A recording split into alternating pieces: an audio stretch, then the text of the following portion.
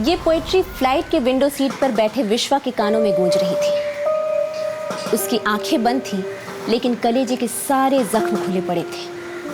हाँ, कलेजे से याद आया, सुंदर यादव अपने फ्रूट्स के ठेले पर खड़ा मोबाइल का स्पीकर ऑन करके एक भोजपुरिया बवाल गाना सुन रहा था।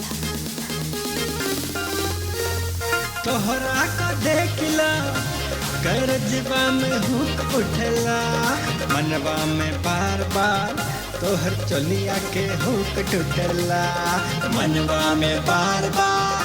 सांची को देखते ही उसने मोबाइल ऑफ कर दिया और कुछ ज्यादा ही शरीफ हो गया। विद इन अ मोमेंट ये मैसिव ट्रांसफॉर्मेशन किसी चमत्कार से कम नहीं था, लेकिन ये बदलाव उसके स्वभाव में उतनी ही देर के लिए रहा जितनी देर तक सांची फ्रूट्स खरीदती रही।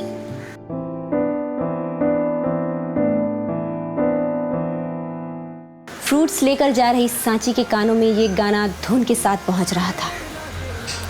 चोलिया के हुक टूटेला बार बार रिपीट हो रहा था, क्योंकि गाने में ये लाइन कोरस द्वारा भी गाया गया था।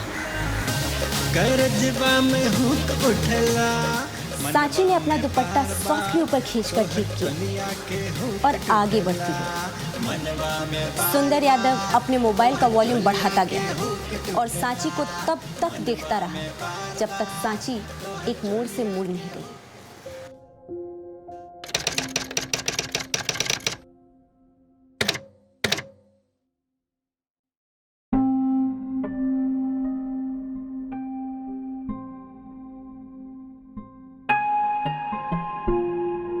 दीपम अचेत अपनी रोज की तरह एक गहरी नींद में,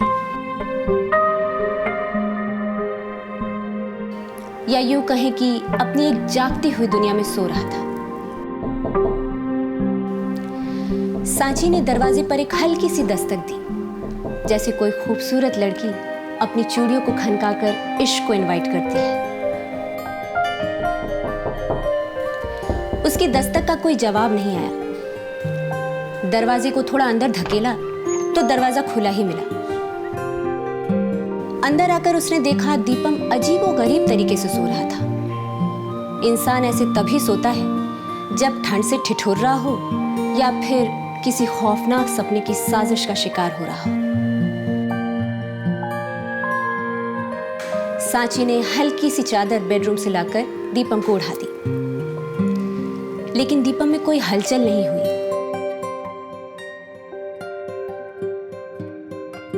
सांची ने थोड़ा इंतजार भी किया, उसकी तरफ देखती रही।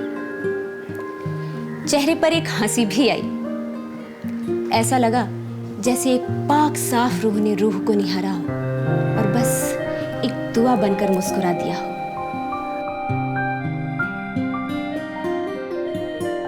फिर सांची का काम शुरू हो गया। उसके होठों पर अनायास ही वो भोजपुरिया गाना आ गया जो वो गाने लगी।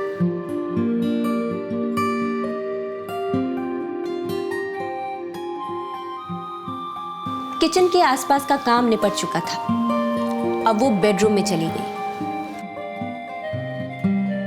बेड पर उसने देखा लैपटॉप ऑन है। उसने चाहा कि लैपटॉप ऑफ कर दे, पर लैपटॉप की स्क्रीन पे एक इमेज देखकर रुक गई।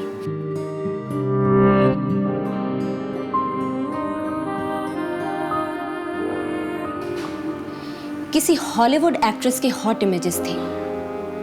उसने क्लिक किया तो पॉर्न साइट ओपन हो गई और फिर उसने कई ऐसी क्लिप्स देख लिए जो शायद वो कभी सोच भी नहीं सकती थी।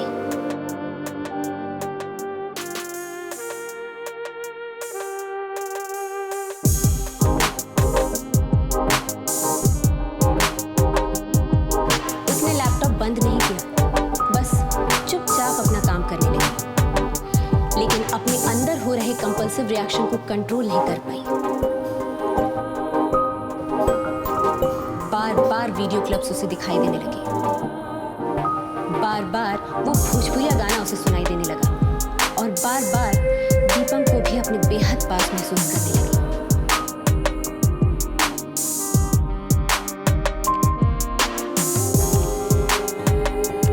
वो ड्रेसिंग टेबल के पास गई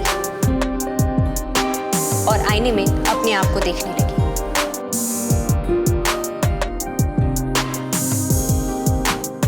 एक बार दुपट्टे को हटाकर उसने अपने आप को देखा। किसी अप्सरा, रंभा, मेनका की तरह मुस्कुराई भी। हॉलीवुड की उस हॉट एक्ट्रेस की तरह जिसे उसने जस्ट अभी अभी लैपटॉप की स्क्रीन पर देखा था, उसकी अदाएं नकल करने लगी।